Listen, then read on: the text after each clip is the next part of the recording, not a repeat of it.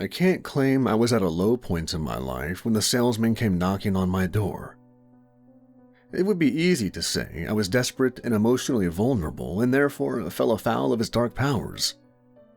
It's true that I wasn't entirely satisfied with my life.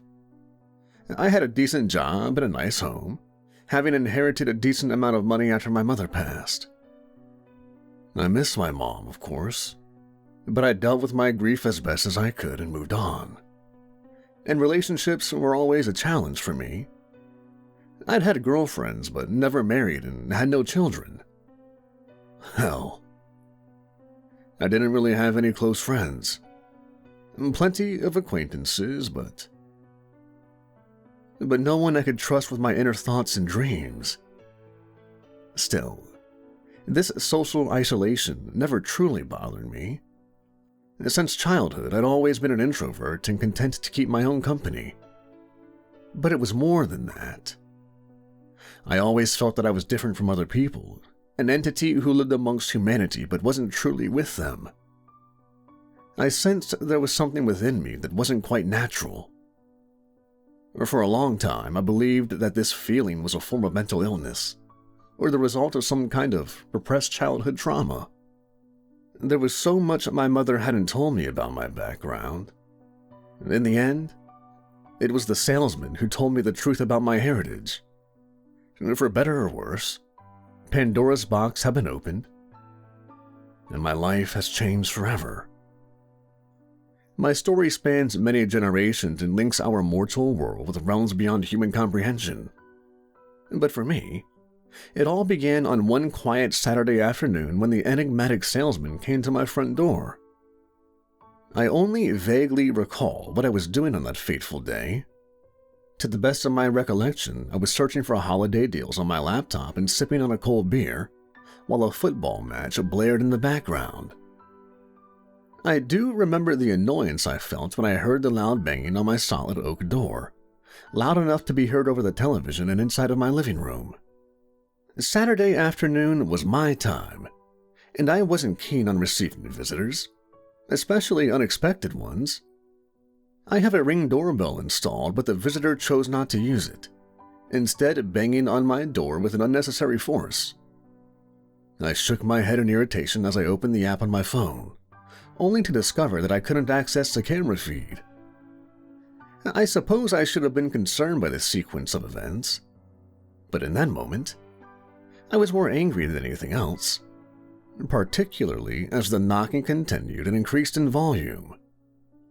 I put my laptop down, paused the match, and got up onto my feet, stomping along the corridor as the knocking continued, and I shouted, "All right, I'm coming, damn it!" I was still furious as I twisted the handle and opened the door, preparing to give the unwanted visitor a piece of my mind. But all my anger just melted away as soon as I cast my eyes upon him.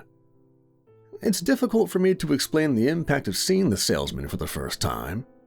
He was not a particularly attractive or attention-grabbing individual.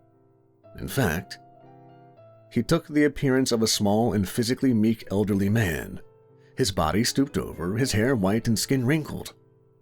He wore a musky-smelling tweed suit and bow tie and propped himself up with a walking stick in one hand, whilst carrying a leather briefcase in the other. My visitor sported a disarming but somehow unnerving smile on his crusty lips, and his brown eyes were lit up with the passion and energy of a much younger man. I didn't find him threatening at first glance. Far from it. Before the salesman even spoke a word, I found myself at ease in his presence, and was no longer annoyed over his intrusion upon my afternoon. I'd never met the man before, and yet he seemed very familiar to me. Like he was a long-lost relative who'd suddenly and unexpectedly walked back into my life. I struggled to find the words to address the old man, eventually stuttering my greeting. Hello, can I help you?" The visitor's smile widened as he spoke in an amicable yet somehow chilling voice. "Good afternoon, sir. It's a pleasure to meet your acquaintance." He held out his bony hand, which I took after only a second's hesitation. I expected his palm to be ice cold, and so was surprised by the warmth of his palm. feeling like a surge of energy had passed from his body to mine.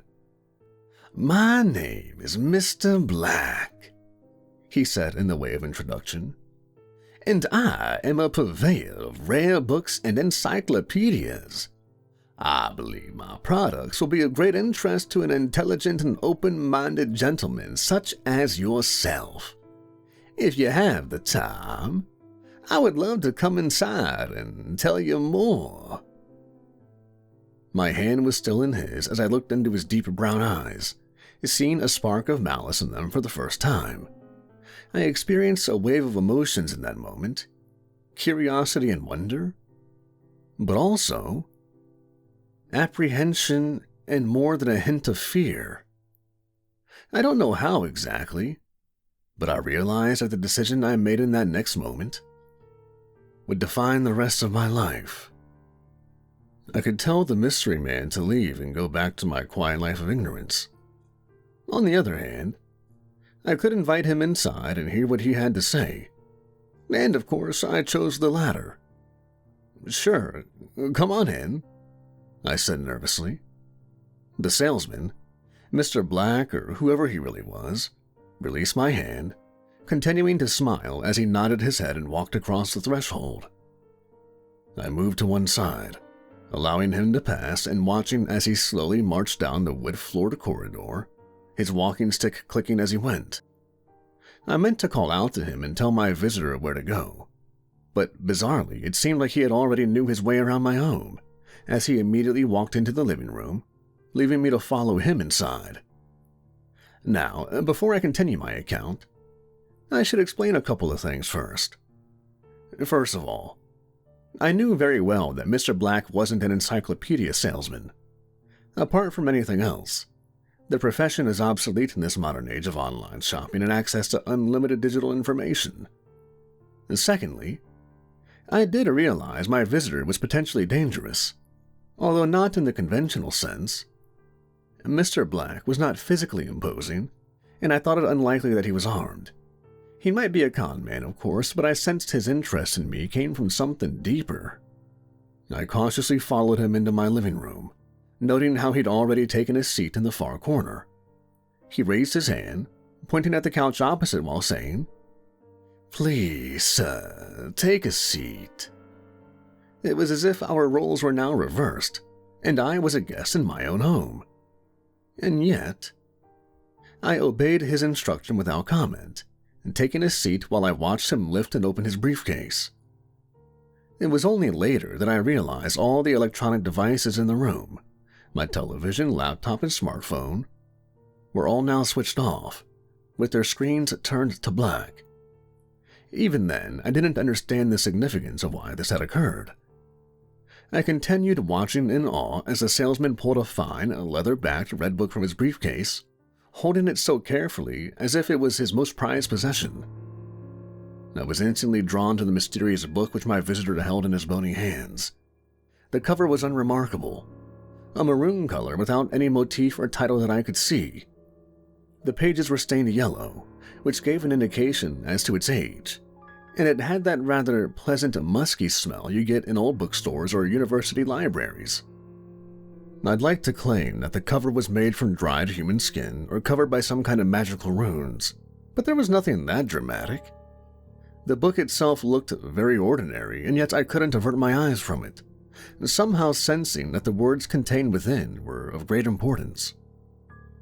"Behold, sir, the greatest encyclopedia ever written," the salesman suddenly announced, drawing my attention back to his grinning, wrinkled face and bright eyes.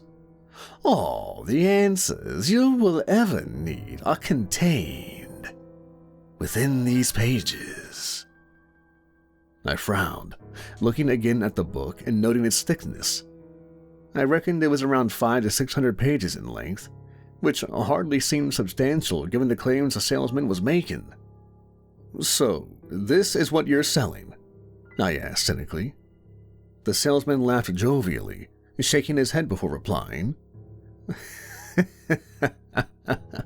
"Oh, no, sir, I'm afraid not. This book is priceless, and sadly not for sale. I scowled, becoming increasingly suspicious of my enigmatic visitor. "You said you were a salesman," I snapped back. "I did," he replied, seemingly picking up on my increasing hostility. "The truth is, I have held many positions over the years. Preacher, historian, emissary, salesman. In all cases, the common thread is storytelling." I scoffed dismissively before replying. "So what? You're here to tell me a story?" "Oh, yes, sir." He beamed with enthusiasm as he began to open the cover. "I can tell you many stories. This wonderful book is full of them." "I see," was my cynical reply. "And let me ask you something, old-timer. Have you ever heard of Wikipedia?" I was being deliberately facetious, of course, challenging the salesman's assertion that this book contained long-sought-after answers when I could literally access all the information in the world with the mere touch of my finger. The mysterious Mr. Black looked confused for a moment, as if my question made no sense to him, but eventually he wizened up and answered in his typically jovial manner. "Oh, you mean the World Wide Web? Well, yes, sir. I'm afraid I am something of a technophobe. But let me assure you, sir, the tales within these pages won't appear on your internet." He paused briefly to let this sink in. I might have laughed aloud at his audacious claim, but there was a doubt in my mind. I glanced back towards my phone, laptop, and television, noting how all had switched off as soon as the salesman entered my home. This couldn't be a coincidence, and the implications brought a chill down my spine. The salesman didn't seem to notice my change in demeanor, however, as he was engrossed in his precious encyclopedia, carefully and lovingly turning the pages, his eyes lighting up whilst they scanned the contents. Such was the power of the words contained within. "Now, let's see. What story would be of interest to you, good sir? Perhaps the tragic saga of Emily de la Roque and her exile to the legendary Isle of Demons?" He flicked through the pages before offering another suggestion. "Or will I tell you the rules of the Shadowlands, where the damned stand in line between heaven and hell, whilst they await the Almighty's judgment?" He turned another page, looking up from the book, as he shot me a twisted grin and a sly wink. "Oh, but let's not beat about the bush, good sir. I know the story you wish to hear. The story of you. Your past, your present, and, of course, your future." I snorted again, but with less confidence than before. I still thought he was full of crap, but doubts were creeping into my mind. I tried to make a joke out of it, but my voice was trembling when I asked my next question. "You've got a chapter about me in there?" I asked. The salesman's smile faded somewhat, as did the spark in his eyes as his energy seemed to diminish. "Why, yeah," he said in a more solemn tone. "You, sir, have a very prominent role in my book." He proceeded to read my full name and date of birth, along with cursory details of my early life and education. I raised an eyebrow in suspicion. Of course, these were details you could have obtained through several sources, and on the surface, the whole thing seemed like a scam. But there was more. The salesman was somehow able to confirm my date of death, which he claimed would be the 13th of July of 2066. I laughed nervously at this revelation before saying, So you're a fortune teller as well as a storyteller? Oh, no. I cannot tell the future. I merely go by what's in the book. But it's never been wrong yet, he replied with a dry chuckle. I took a deep breath to compose myself once I realized my body was physically shaking with anticipation. The whole situation was insane, and my logical brain told me that none of this could be true. And yet, I fully trusted the mysterious salesman in that moment.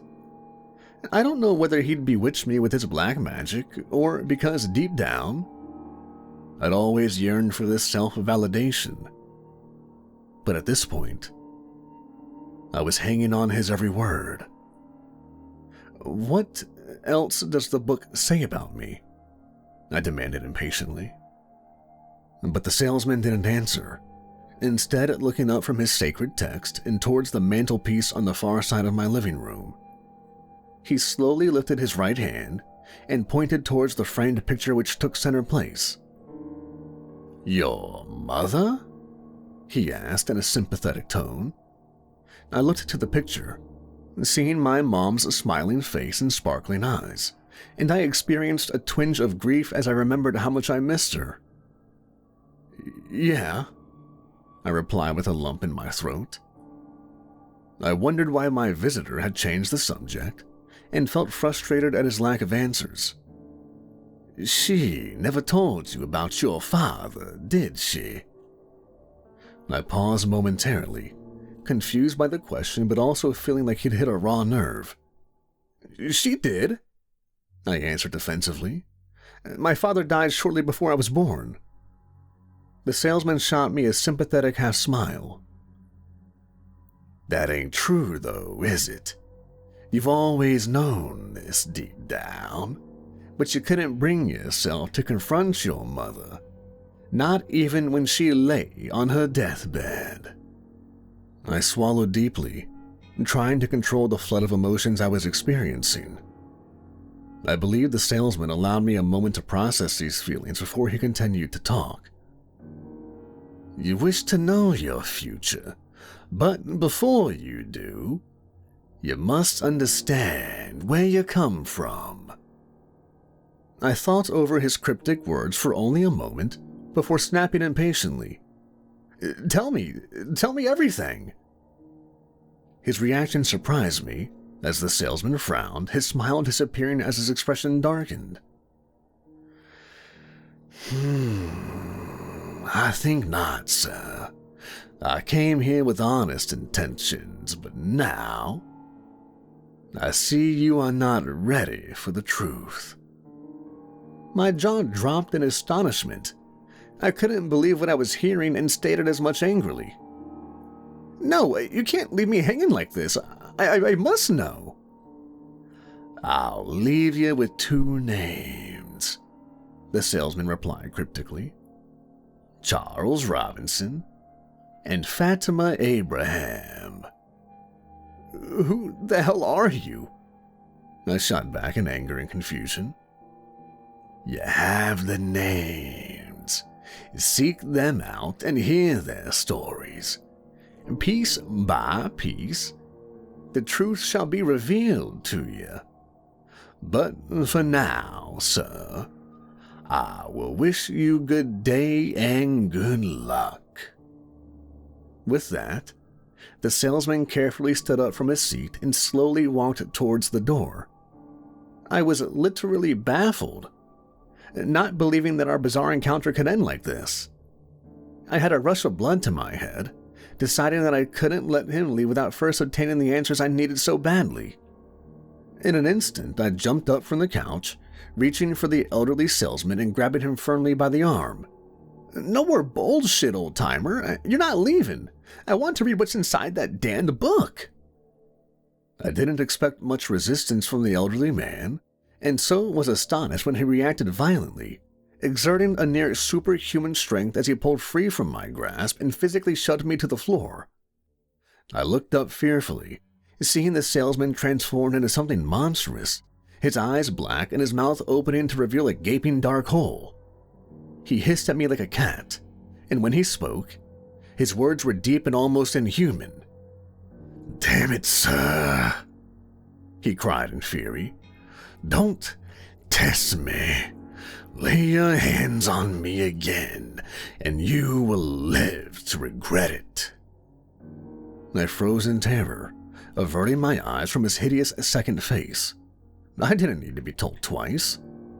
Remaining on the floor as the salesman left the room, his briefcase and walking stick in hand as he slowly walked down the corridor, I heard the door slam shut and my heart sank, because I knew that this bizarre encounter had changed my life forever.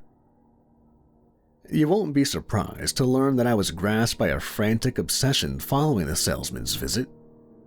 I tried to track him down, searching and contacting every bookstore and sales company in a 100-mile radius, all to no avail. I couldn't find the mysterious Mr. Black or his unidentified encyclopedia, no matter how hard I tried. And so, all I had to work with was the two names he'd provided me.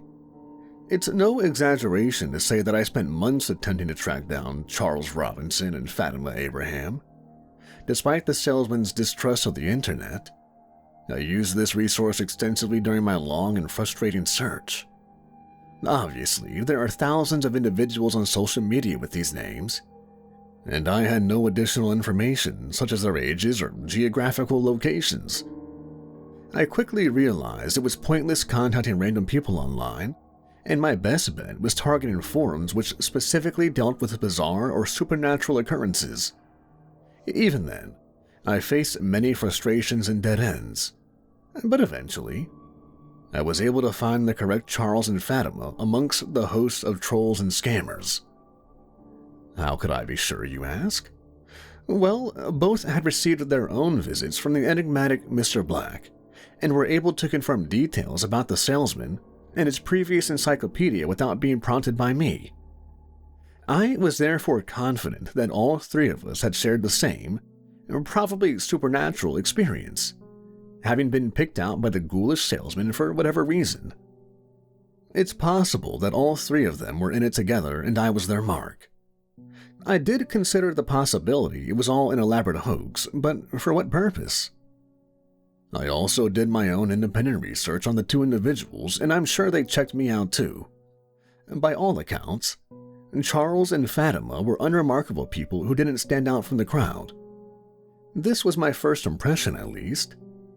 There was no obvious connection between the three of us. I won't reveal where I live, but I can provide some details about my companions. Fatima Abraham lived in London, having been born and raised in the UK capital. Her mother was English and her father was an Egyptian. She wasn't married and had no kids. She didn't even own a pet as far as I knew. She worked in finance and had a few friends. Meanwhile, Charles Robinson hailed from the American Midwest, where he worked as a locksmith and ran his own small business. Again, he was unmarried and childless. I suppose the three of us did share some characteristics. We were all single introverts around the same age. All of us were suspicious of other people to the extent we could be described as misanthropists. Likewise, we all had comfortable livelihoods but felt unfulfilled. But it was more than that. Fatima, Charles, and I all believed there was something missing from our lives. Some dark secret which had been kept from us. We all desired to learn this secret, and this was surely while the salesman had sought us out, because he had the answers we thought we so desperately needed. As the three of us communicated through private messages, it soon became apparent that Fatima and Charles had more information than I did. The salesman had left me hanging, hinting at the identity of my father and my ultimate destiny.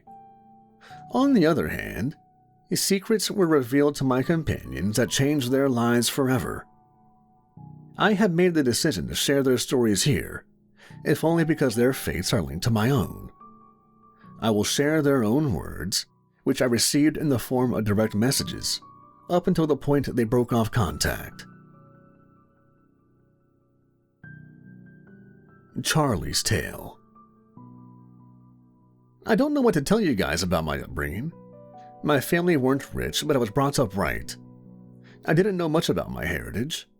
Mom and Dad were always cagey on that subject. I knew that my grandfather had changed his surname as a young man, but never knew why, and no one would ever talk about it. I reckon there was likely a dark family secret which had been kept from me. This wasn't something I dwelt on, though. I was a difficult kid. That would be fair to say. I remember being angry much of the time, but never truly understood why. I would frequently get into fights in school and was in no end of trouble. My parents were very concerned about my behavior. It was almost like they were afraid of me. I guess I always felt this rage inside of me. I got better at controlling it as I grew older, but my inner thoughts were often consumed by violent fantasies. These feelings worried me and contributed to my anxiety, but I never talked about them or sought professional help. In fact, this is the first time I've shared any of this. Anyway, my adult life hasn't been anything special. I've survived but never been happy. I just existed and played the game. I don't know why I started working as a locksmith. I'm not a people person and I secretly hate most of my customers. But the idea of being able to access their homes excited me on some deep level. I was able to intrude upon their private domains and so held a secret power over them. You're probably seeing a lot of red flags here, and you'd be right to do so. But still, I'd repressed these dark impulses and might well have continued to do so if it hadn't been for the salesman's visit. You guys know the score, so I won't repeat it here. When that freak came knocking on my door and started talking about encyclopedias, I was just about ready to tell him to go to hell, but I held my tongue and let him inside my home. I can't explain why, but you guys have been through the same experience, so I know you'll understand. Somehow, I felt like I could trust this stranger, and I needed to hear what he had to say. The next bit you know too. He took that damned book out of his briefcase and started reading. There was a couple of weird stories he started off on. I remember some talk of a hidden museum of the future apocalypse and a phantom bus full of ghosts and ghouls. I don't recall all the details, but these stories scared the shit out of me. But he soon moved on to my sordid family history. It all goes back to my great-grandfather, you see. His name was Ivan Robson, and he was notorious around these parts. Between 1922 and 1930, Ivan carried out at least 11 brutal murders in the tri-state area. 11 is what he confessed to anyway, although the true number may have been much higher. Ivan was one of the earliest known serial killers in the Midwest, practicing his ghastly trade with the butcher's knife, cutting his victims' throats from ear to ear in savage but meticulously executed attacks. His trademark was to break into the victims' homes while they were out and lay in wait, launching his murderous assaults once they returned home. And guess what?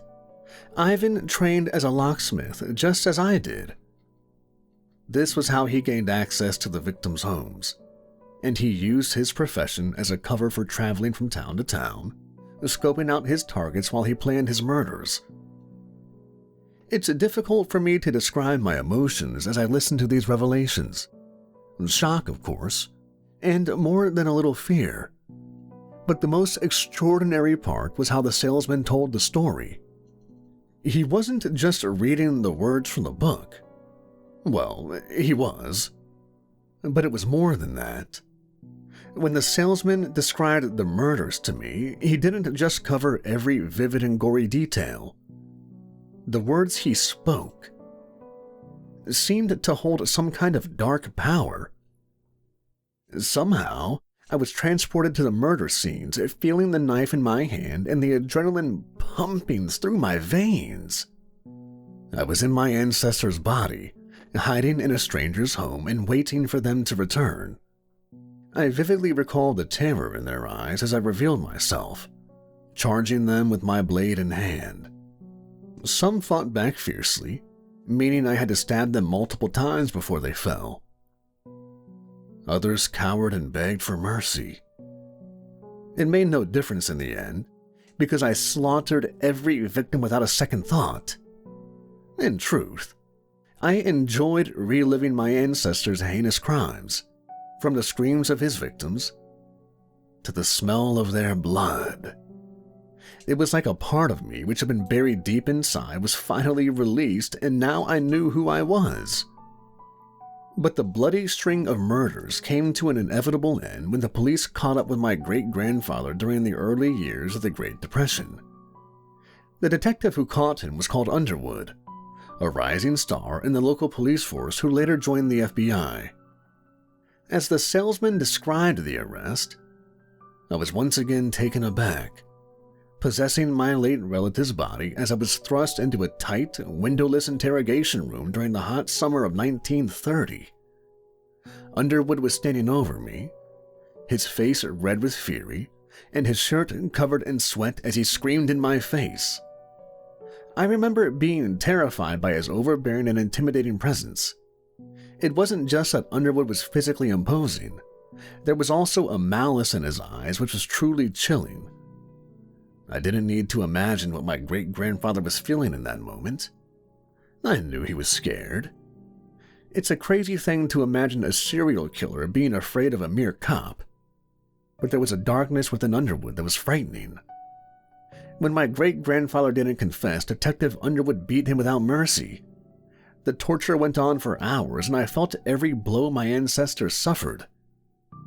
In the end, he was forced to sign a confession for the 11 murders. I experienced a great anger once I learned how my ancestor was subjected to this treatment, even though I realized he was in fact guilty. Ivan Robson was executed on the 15th of September 1932. The salesman described the execution to me in great detail, and once again, I was transported back in time, finding myself strapped into the electric chair, shaking uncontrollably as they read me my last rites and pulled the lever. The electricity flowed through me, causing me excruciating pain as my body cooked from the inside out. And then it all went dark, and I was thrust back to the present, sitting on my couch as the salesman finished reading, before he put the book carefully back in his briefcase and made to leave. I tried to stop him. Of course I did.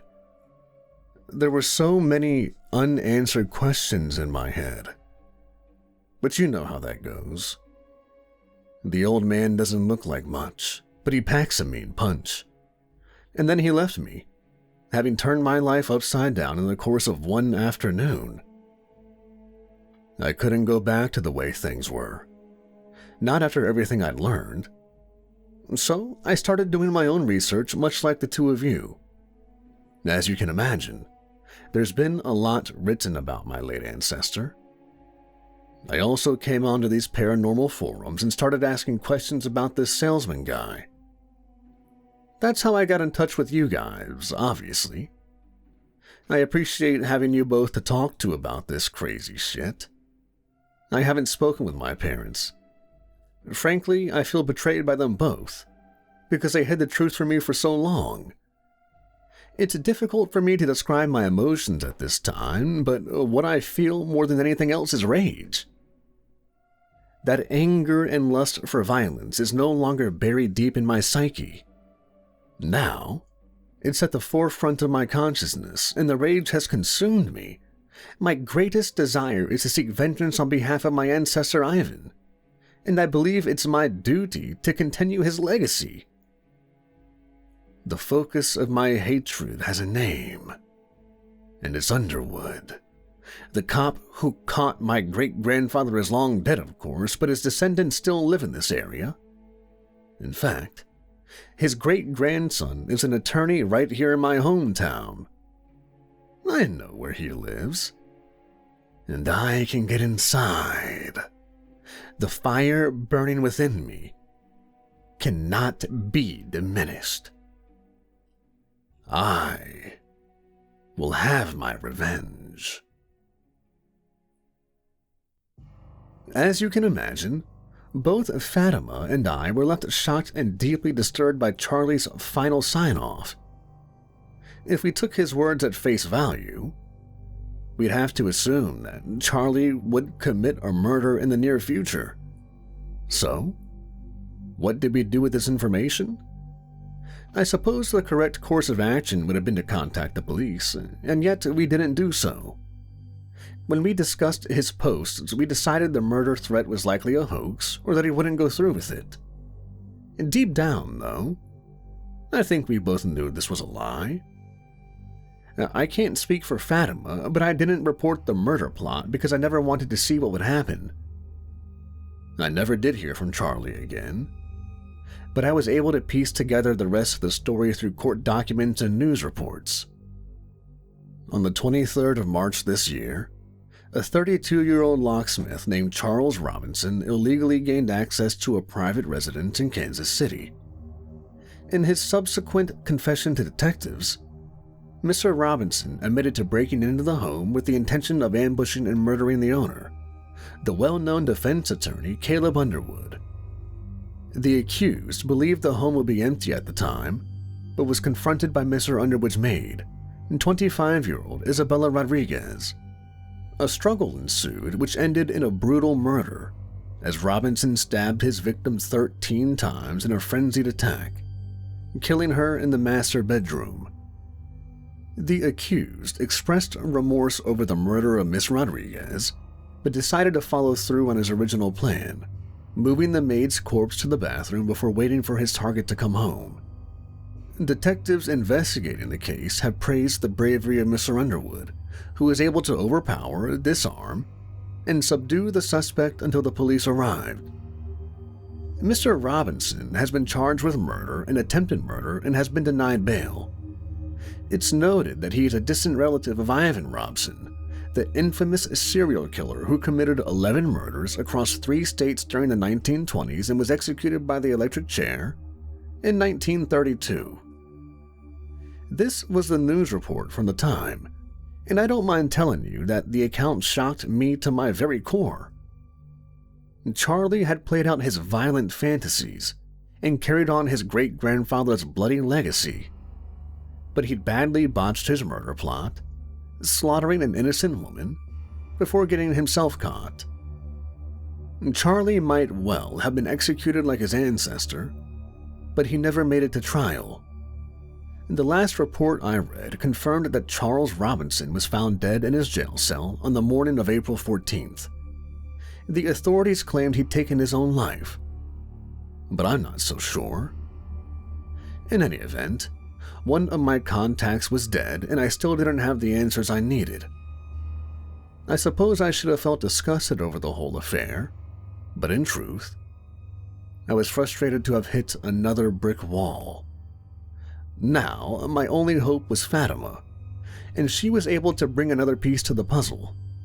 So, let me tell you this young woman's story in her own words. There's not much to say about me. Sure, I could recount my childhood in minute detail, but what would be the point of that? I will say that my parents divorced when I was still young. During my adolescence, I turned my back on my father's faith. We fell out over this disagreement and haven't spoken in years. The truth is, I never had much time for religion. During my student days, I was a committed atheist, filled with a youthful arrogance and anger against the establishment. In later life, I became much more conformist, although I never considered myself a spiritual person. I suppose I had a decent relationship with my mom. We saw each other regularly, and I continued to visit my mother until her sudden passing from a stroke. I grieved the loss, but in all honesty, we were never that close. I had one serious boyfriend after university. We lived together for about 5 years, but gradually grew apart. I remember the day he broke up with me, saying that I'd become cold and distant. I didn't argue and let him go. A big part of me was relieved. I used to be bothered by things like this. It concerned me that I couldn't maintain a relationship and had no close friends. I reckoned there must be something wrong with me, and I did seek professional help in my late 20s. But multiple psychiatrists couldn't provide the answers I needed. In the absence of meaningful human interaction, I threw myself into my career. I was always good with numbers, and so pursued this line of work, taking a job as a financial analyst after college and working my way up the corporate ladder. I worked long hours and made good money. By any measure, my career has been a great success. But guess what, guys? I was still not satisfied. You both know the feeling all too well. To feel like a stranger in your own life. A zombie merely going through the motions and pretending to be a human being. And then the salesman came to my door. My introductions to this mysterious stranger were much the same as yours. I was highly suspicious, but I let him into my home. I guess I was still apprehensive up to the point he took the book out of his briefcase and started to read. From that point onwards, I was transfixed and hanging on his every word. He told me several tales of the unexplained and paranormal, speaking of a red phone box that can communicate with the afterlife, a cursed model village with its consumed creator, and a parallel universe which has become the resting place for countless lost ships and planes. I normally don't go in for such fantastical stories and conspiracies. Throughout my life, I've considered myself an educated and logical woman who had no time for the superstitions of the past. And yet the salesman's wonderful words struck a chord with me. And I felt like he'd reached something deep inside of me, awakening emotions I'd long since buried. And this was before he revealed my true identity. My connection to the past wasn't as direct as it was for Charlie. The dark tragedy in my family's history did not occur within living memory. Instead, the salesman took me back to the 17th century where a long-forgotten ancestors on my mother's side suffered a grave injustice. My ancestor's name was Mary Claiborne, and she was a minister's wife and young mother of 2. Mary lived in Norwich, Norfolk County during the 1640s, and her short life was not a happy one. Her husband was a Puritan, a real fire and brimstone type who didn't believe in sparing the rod when it came to disciplining his children, or his wife, for that matter. The way the salesman vividly described the violence and abuse, it was like nothing I'd ever experienced before. I can relate to Charlie's account because I felt the immense power of the salesman's words as he read from the Encyclopedia, and somehow I was transported back in time. It's experiencing my ancestors' torments as if they were happening to me. I'll never forget the terror of being in that isolated rural cottage, facing the cold nights under candlelight as I fought to protect the young children, son and daughter, from the uncontrollable rage of the minister. It was particularly chilling to realize there was nobody I could call, no one I could turn to for help. I was on my own against this monster. But my ancestor Mary was not entirely helpless. She had powers, you see, the type of powers that have previously been dismissed as nonsense. But now I know that magic is very real. Mary was able to do extraordinary things. Communicate with animals, read people's thoughts, and make objects move without touching them. She used her powers in small ways, but was careful to hide her actions from her husband and the wider community, knowing all too well the serious consequences if she was caught. But the minister knew something was amiss, and this only added to his fury. One night, he came home in a blind rage, ranting about the devil's influence and the unholy corruption of his family. He charged up the stairs, his face red as he grasped hold of his wooden cane. Mary confronted her husband at the top of the staircase, but was violently shoved out of the way, as her husband made for the children's bedroom. I was in my ancestor's body in that moment, experiencing her acute pain, fear, and anger. I channeled those emotions, using my powers in an act of violent retribution. Without moving from the floor, I unleashed a surge of energy, a righteous, invisible force which threw the minister back down the stairs. This was Mary's action, but we were as one in that moment. I was in control, and I felt such power.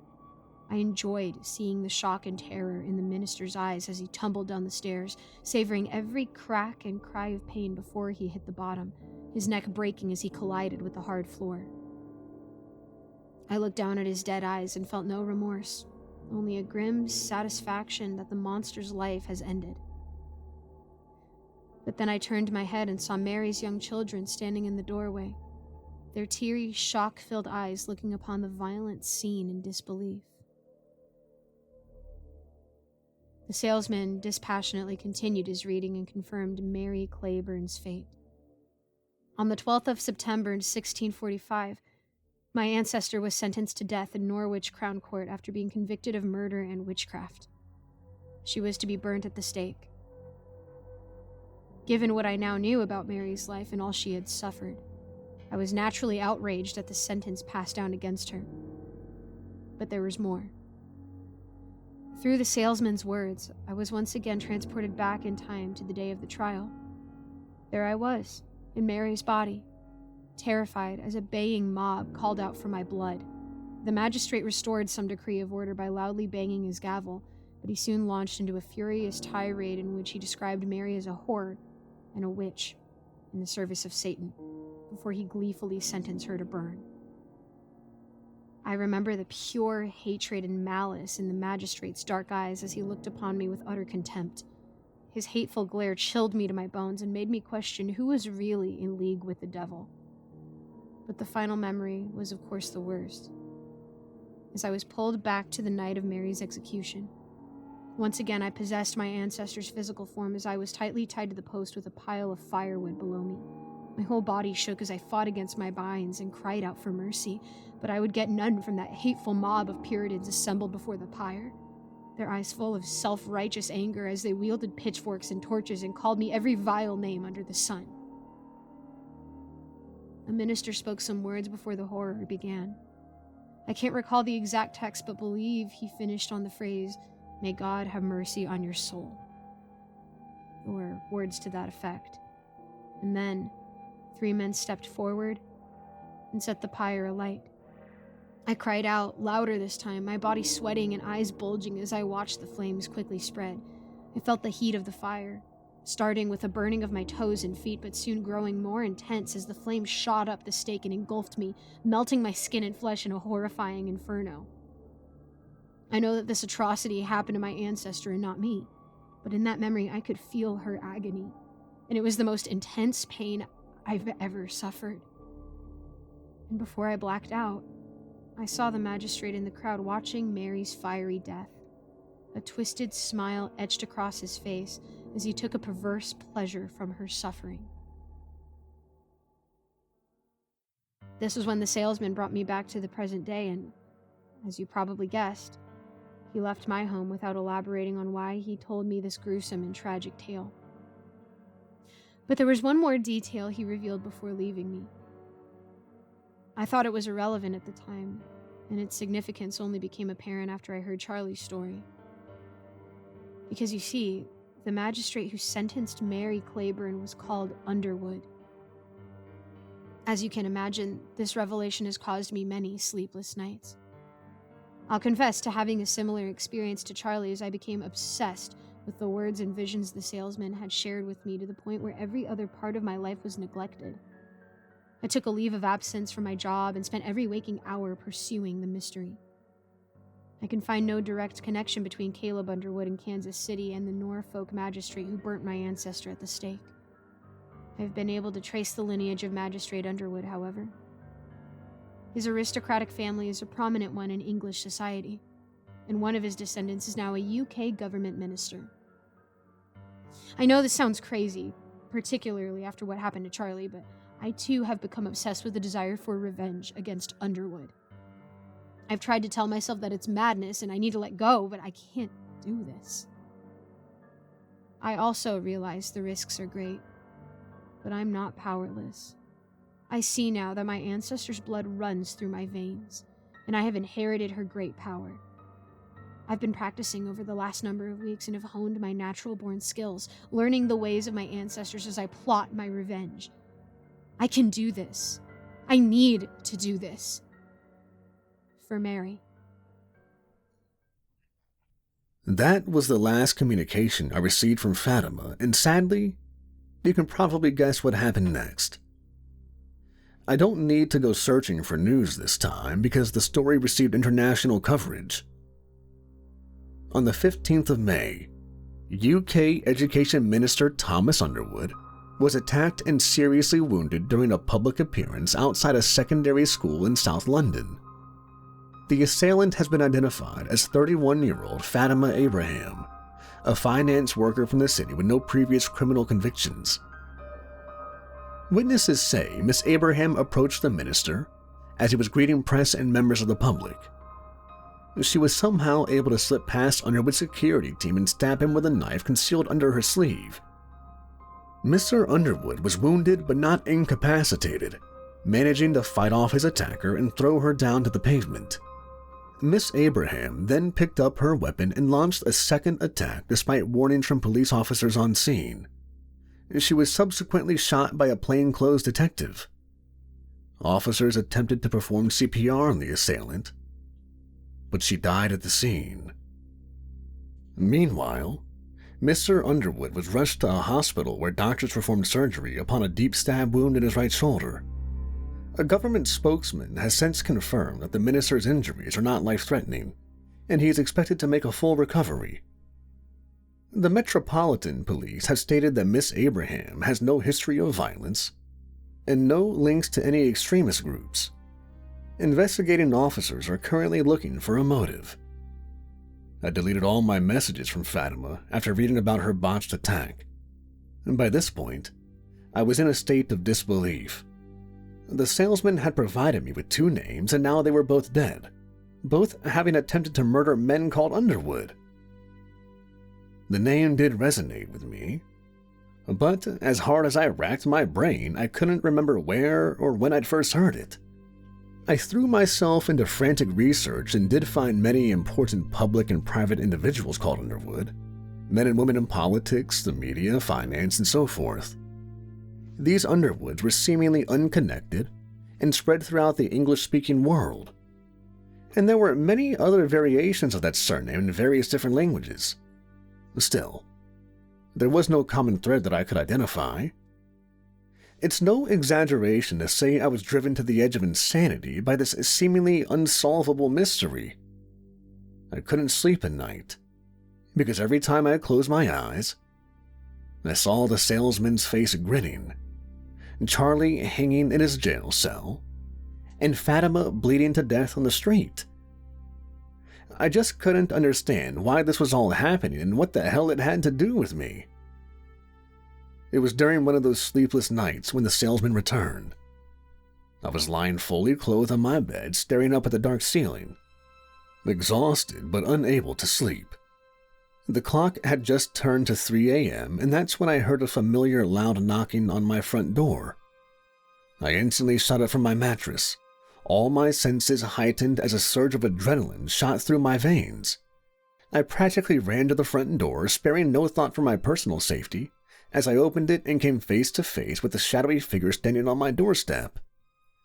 His face was illuminated by my porch light, but even so, it took a moment for me to recognize him. It was the salesman, of course, the apparently paranormal entity who went by the name of Mr. Black. But he looked different from the last time I'd seen him. Gone was the spark in his eyes, and his wide grin had disappeared. Instead, the poor man looked as if he'd been dragged to hell and back and was practically on the brink of death. I stood in the doorway, my jaw dropping in shock as I found myself lost for words. In the end, it was the salesman who broke the silence, speaking to me in a deep and raspy voice. "Good evening, sir. I apologize for the late hour of my visit. May I come in?"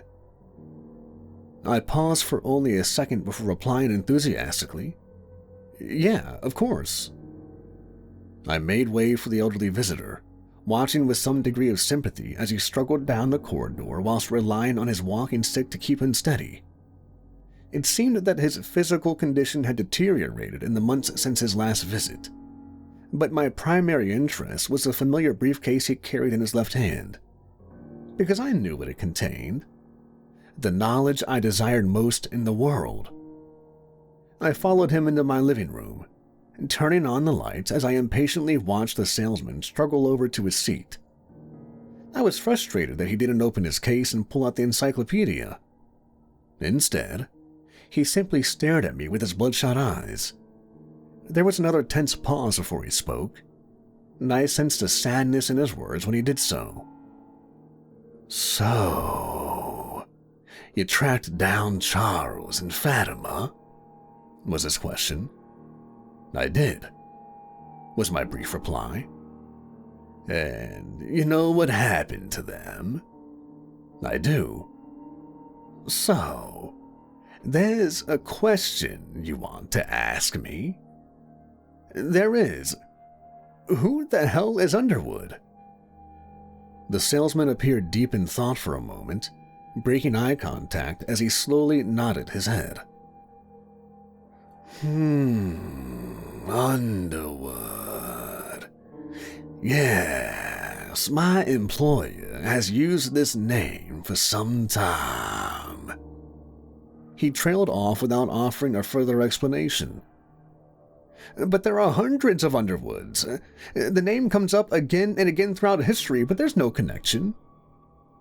"No connection you can find.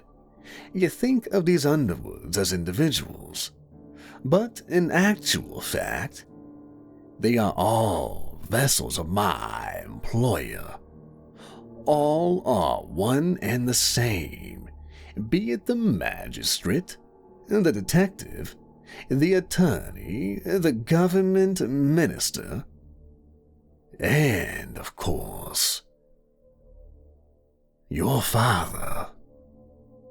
Those last two words hit me like a ton of bricks. I was shocked, of course, but also filled with an excitement I can hardly describe as the truth was finally revealed to me. "My father? How is this possible?" "Oh, it's possible," the salesman answered solemnly. I noticed how he took little to no pleasure in revealing this information to me. In fact, he almost seemed guilty as he struggled to meet my gaze. "Your mother, no doubt, had her reasons for keeping the truth from you, but my employer's blood runs through your veins. Your heritage brings great power with it, but also considerable expectations." "What do you mean?" I demanded. I was quickly growing tired of the salesman's cryptic answers. I noticed how his tone darkened before he continued. My employer has worked tirelessly throughout the centuries to shape the history of humanity. During this time, he has attempted to recruit many mortals to his cause, but the results have been disappointing. Take Mr. Robinson and Miss Abraham as two examples. We had high hopes for both, but alas, they both came up wanting." "What the hell does that mean?" "Your friends were tested, and they failed," was his stern reply. "My employer expects you to do much better. You are his flesh and blood, after all." "What does he want me to do?" I asked impatiently. The salesman shot me a half grin, and for a moment I thought I could see some of the spark come back into his sunken eyes. He didn't answer my question. Not directly, anyway. Instead, he changed the subject and asked a question of his own. "You look unwell, sir. Have you been sleeping?" I was baffled and irritated, struggling to find the words to reply. "No, of course I haven't," I shot back.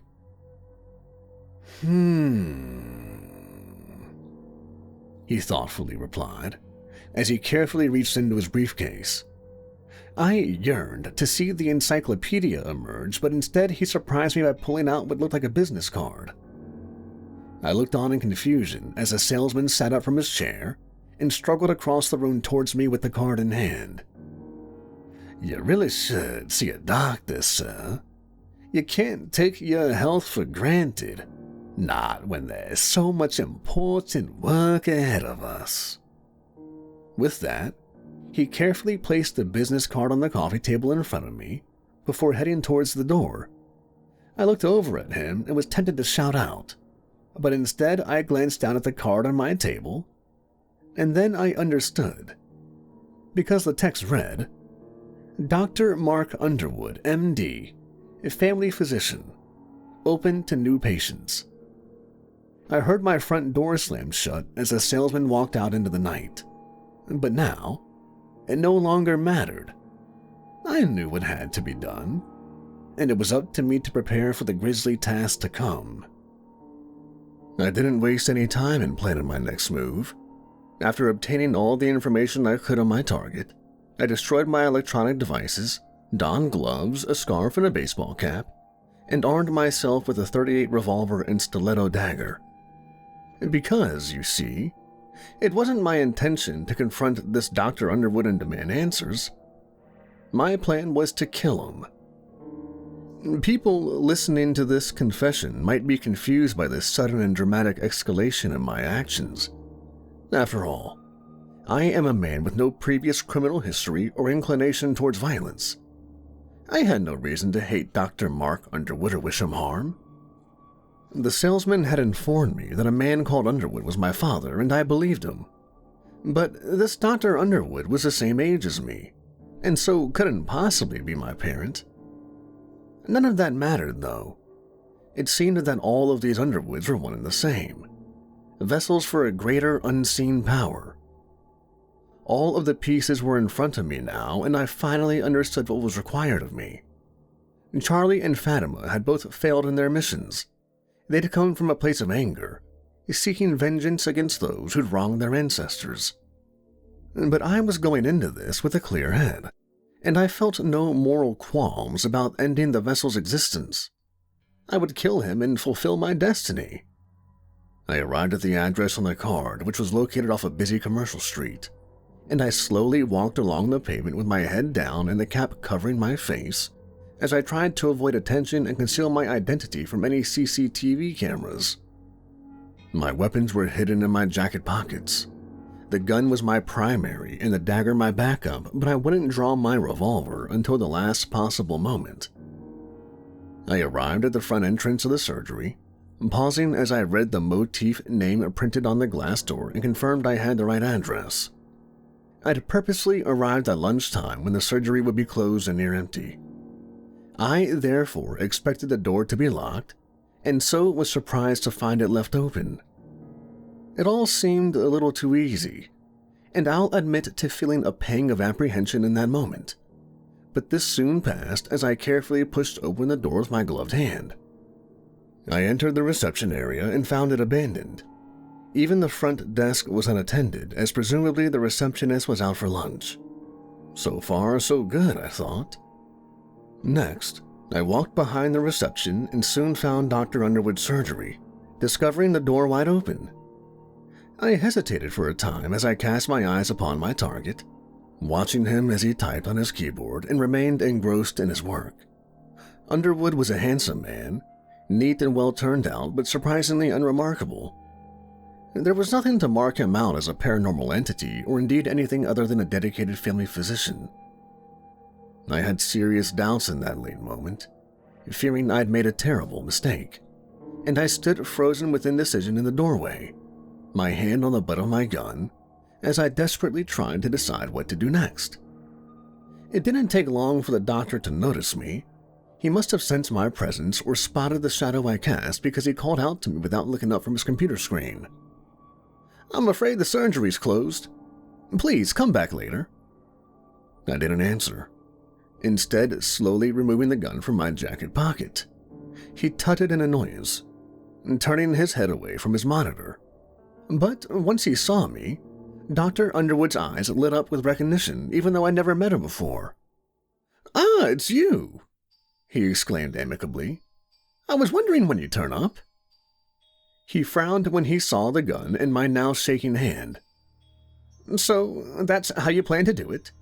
he asked, more with curiosity than concern. "Well, sir, let's get it on with then." With that, he surprised me by leaping up from his chair and physically jumping on top of his desk. He crouched on all fours, his eyes filled with a predatory zeal as he hissed like an angry cat and showed me his concerningly sharp teeth.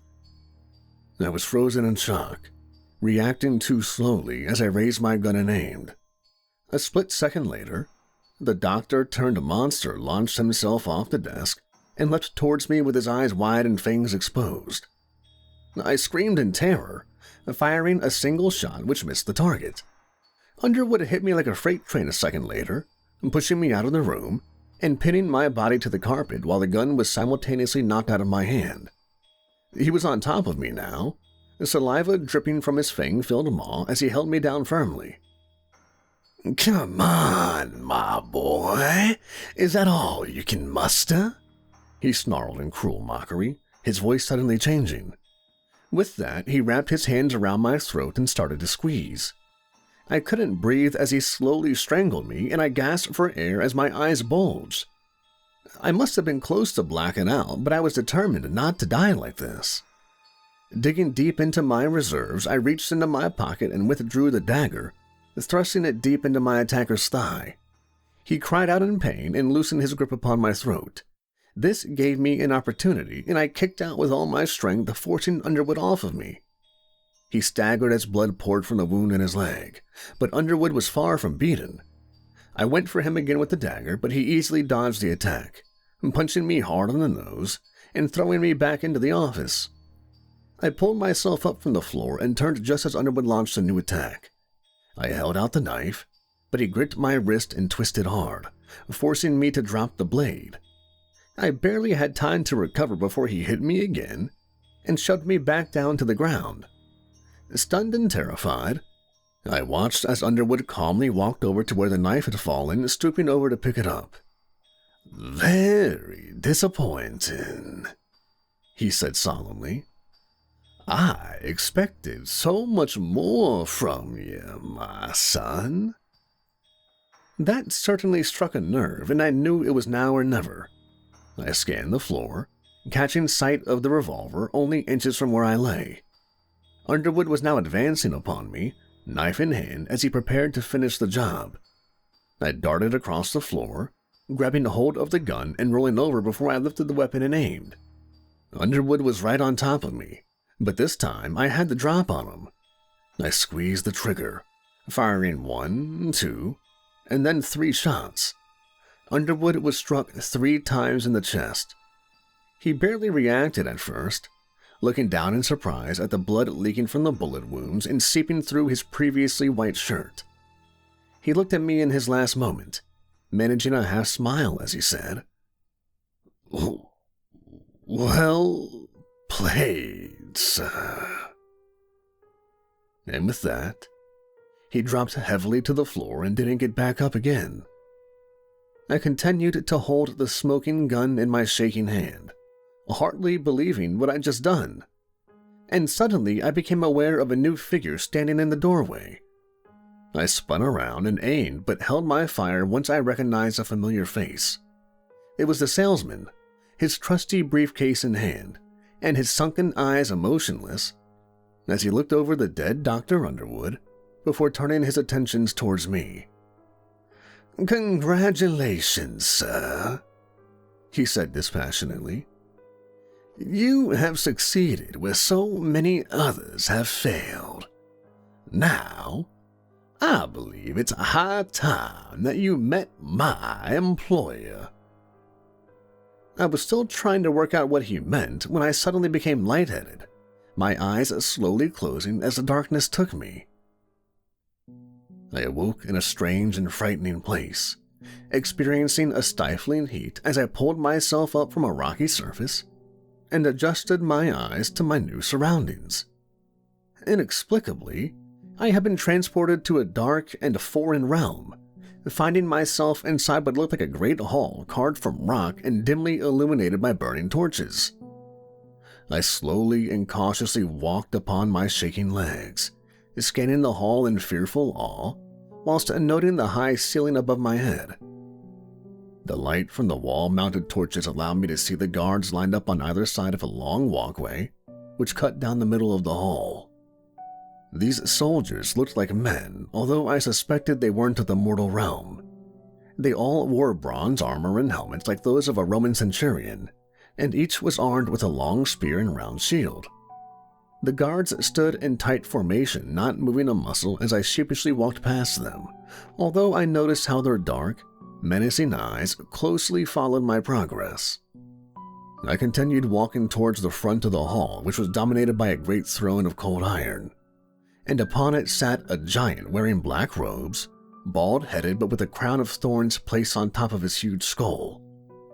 Again, he took the appearance of a man, but must have been at least 8 feet tall and was well built to boot, with his bulging muscles visible underneath his robes. He was eating when I approached him, greedily devouring a large slab of red meat on the bone, the blood pouring down his chin while he washed his meal down, and taking large gulps from a substantial golden tankard filled with God knows what. He finished eating and thoughtlessly tossed the bone onto the ground. I watched as a ragged man in chains scurried across the floor and scooped up the discarded bone, while a second figure, a woman, refilled the giant's tankard without comment. Both appeared to have the status of slaves in this hellish realm, and they soon meekly disappeared into the shadows. A fourth figure was also present, a small man who cowered behind the throne and would not meet my eye. It was only when I got closer that I recognized this meek individual. It was the salesman, his head bowed as he maintained a tight grip on his book of red leather, the fabled Encyclopedia, which was the source of his power and knowledge. But the salesman was obviously submissive to the giant sat upon the throne, and so I focused my attention upon him. The giant saw me approach, his cold eyes of icy blue lighting up in anticipation as he formed his still bloody lips into a crude smile. "Ah, here he is," he announced in a booming voice, which echoed throughout the huge hall. "Here is the man of the hour, my own flesh and blood, come to claim his rightful place by my side." I stood at the foot of the mighty throne, looking up in awe as I struggled to find the words to respond. "Who, or what are you?" I sputtered nervously.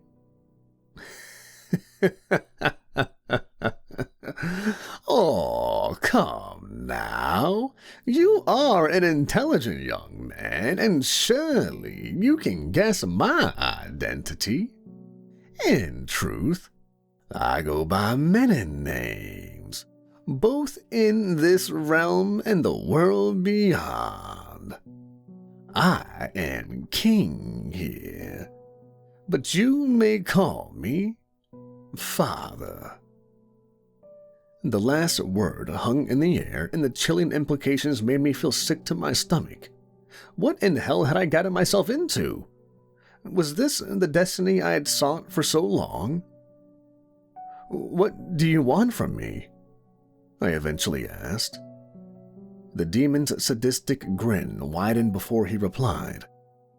"I want you to be the man you were born to be. You have passed the first test, but there is still much work to be done. Bring me the book." He clicked his fingers, and the salesman sheepishly walked up to the throne, reluctantly handing over his precious encyclopedia, which his master snatched up in his huge hand. He aggressively flicked through the pages while his servant slinked back into the shadows, and then the demon who claimed to be my father started to read. And his spoken words transported me to another place in time, as I witnessed visions of my future. Firstly, I found myself standing on a podium decorated with banners and flags, giving a victory speech to a fanatical crowd of cheering supporters. My supporters. a cult dedicated to serve me. Next came a vast military procession down a wide city street which I observed from a balcony high above. Thousands of black-clad troops marched in tight formation, saluting towards me as a goose stepped upon the asphalt. They were soon followed by tanks and other military hardware, while a squadron of fighter jets flew above our heads. Then came a vision of a prison camp surrounded by barbed wire fences and guard towers. Inside of them were thousands of emaciated, beaten-down prisoners, their eyes filled with fear and hunger as they pleaded for mercy they surely would not receive. It's fair to say that I was extremely disturbed by the images filling my head, but it only got worse as the demon's chilling words brought me to some very dark places. I saw a city engulfed by flames, a mushroom cloud towering above the ruins as millions were surely killed in a nuclear inferno.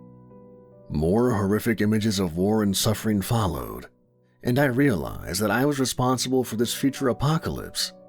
And eventually, I abandoned the devastated Earth, looking down upon the planet's ravaged surface from orbit as I was blasted into the stratosphere.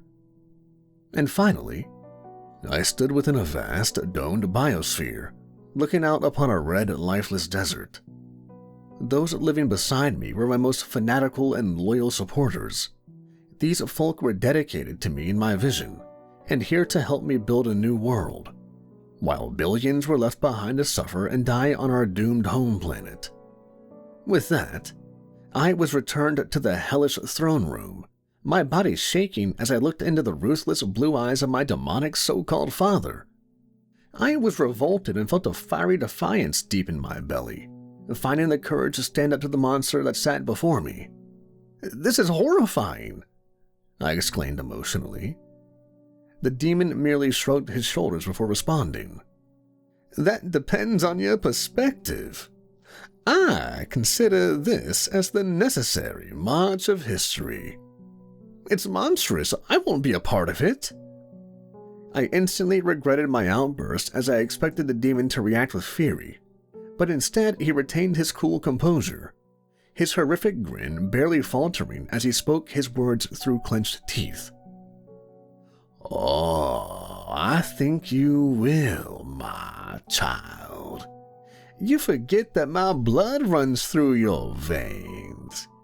And in truth, I know you better than you know yourself. I know the darkness which dwells deep inside of you, the savagery, cruelty, and lust for absolute power, just wanting to break through." He paused briefly to let that ominous sentence sink in. "And there's another reason. The events you've witnessed, the words in this book, and the events of the war to come. This will happen with or without you. And you don't want to disappoint me, my son. Failure comes with a heavy price." He clicked his fingers, and two figures emerged from the shadows behind him. It was the two slaves who had served his food and drink, the man and the woman. I had barely looked at them before, but now I saw their terrified faces and their mad, bloodshot eyes. There was a sudden spark of recognition in my exhausted brain as I thought back to the photographs on the social media accounts and news reports. The chained slaves were Fatima Abraham and Charles Robinson. They had both failed the Demon King and were now condemned to serve him for all of eternity, trapped at the whim of his cruel sadism in this hellish realm. And I knew this would be my fate too, if I refused him. I was left speechless, looking down at the rocky ground as I couldn't bear to see the suffering of my former companions. "Well,"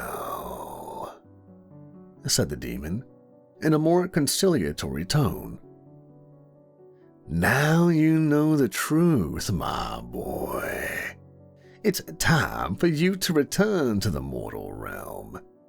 Think carefully about what I've said, and know that I am always with ya."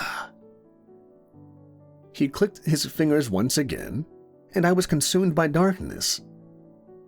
I lost consciousness, and when I awoke, I was back on the couch in my front room, back where this had all begun. I've had much time to think since my extraordinary experience, but I can't find any logical explanation for what I've been through. The murder of Dr. Underwood went unsolved. The police and media believe he was killed during an attempted robbery gone wrong. There was no evidence of my involvement in the murder, or any links discovered between Fatima, Charlie, and me. It was like everything had been covered up by a hidden power. The only conclusion I can come to is that it's all genuine. It's not just what I've seen and heard. I can feel it deep in my bones. The darkness inside me is all too real, and I can't suppress it any longer. I don't know whether the future I've seen is set in stone. Perhaps the apocalyptic war can be avoided. Maybe I can prevent it, if I make different decisions. Or alternatively, the world could well be doomed, and the best I can do is save a select few who can start again. One thing's for certain, however. I have been chosen for this great task, and I've proven my worth in my Father's eyes. The future is mine to shape, and I will not fall short. I'll never tell you my name, but you will come to know me very well in the coming years. Now, if you'll excuse me, I have an election to campaign for. Hey everybody, Kevin here from Nightmares Nightly. If you made it this far, I want to thank you all for listening. I also want to take a minute to let everybody know that I'm going to be setting up a YouTube membership page soon that I hope to bring videos to every week. If you'd like to support me and the channel, please consider signing up for that, or my Patreon page, where I'll soon be uploading content as well. I'd like to give a huge shout out to my current patrons, Ashley, Mars, Amy, and Zarin Ray, for supporting me in what I do. And as always, thanks for listening, everybody.